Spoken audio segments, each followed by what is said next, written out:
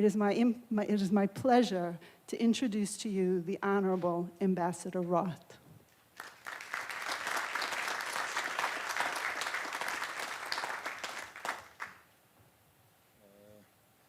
Thank you. You caught me by surprise, but rightly so as well, in terms of that this is a personal issue. This is an emotional issue, and I didn't plan to say it, but I'm guilty.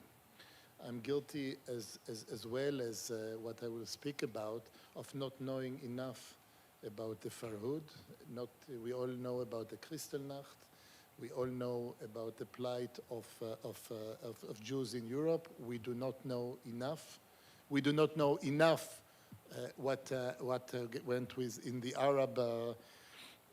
Arab states, the Jewish communities that came from Arab states, and we are very proud to be involved in this meeting as well as other meetings to raise awareness of that.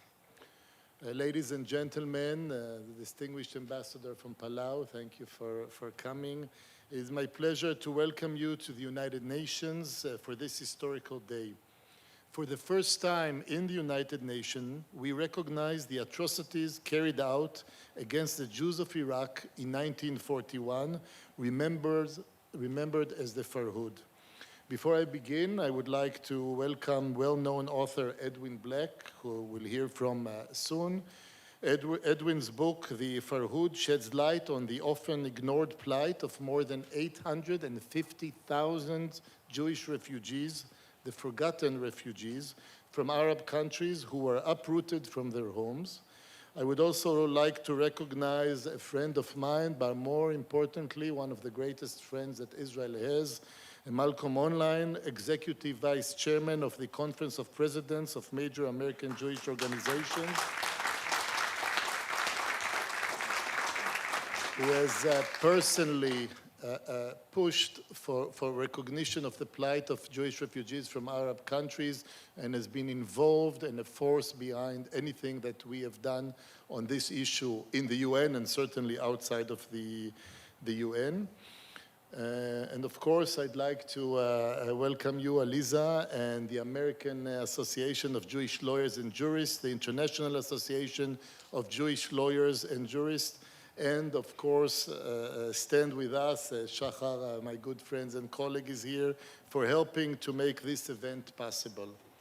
Ladies and gentlemen, 74 years ago, on this very day, the Jews of Iraq were massacred. Their only crime was being Jewish. We are here today to tell their stories. It is a story too long neglected and ignored. It is a story many would wish would remain forgotten. The Jewish community in Iraq is one of the oldest communities in Jewish history. It dates back 2,500 years. It produced the Babylonian Talmud and was a spiritual center for Jews from around the world. From Baghdad to Basra, Jewish communities flourished, generations were raised, synagogues thrived, and business prospered. The Jewish community of Iraq was at the forefront of Iraq's progress to modernity, and their achievements were countless. Iraq's first finance minister was a Jew. He created the foundation of its modern economy. Iraq's first national orchestra was led by a Jewish conductor. The thriving music scene in Iraq in the 1920s and 30s led to the rise of modern Iraqi music. We celebrated that a few months ago here in the United Nations. The first modern novel written and published in Iraq was written by a Jew.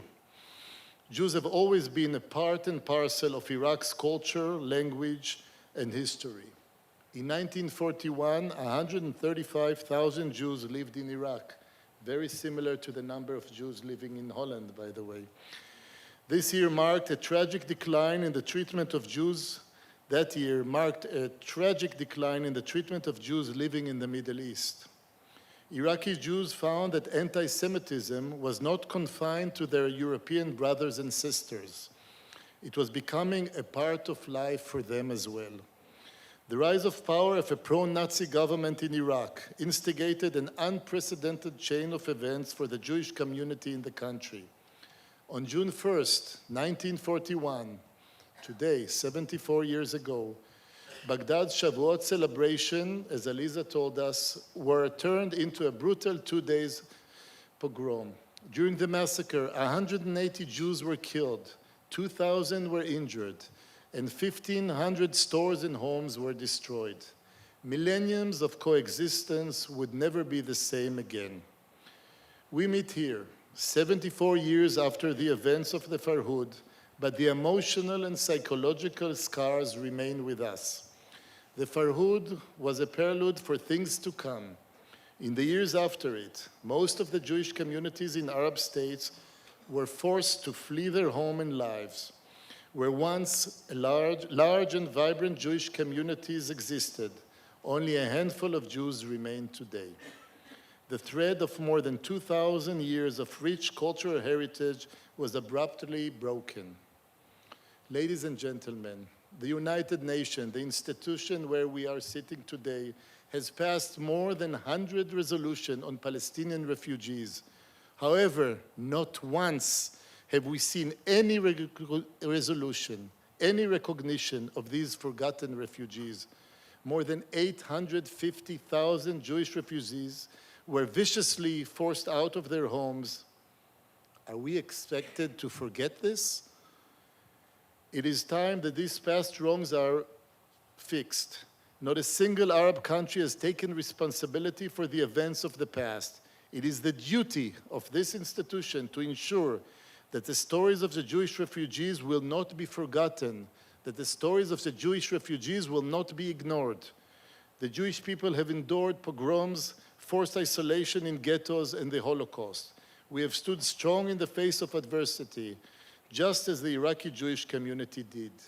In the aftermath of the Farhud and its following events, the Iraqi Jews made a hard yet a right decision. They chose not to despair. They chose not to stay focused only on the past, but to direct their efforts toward the future. They chose not to dwell in victimhood, but to invest in building new lives and a new future in the state of Israel. In short, they chose life. Thank you very much.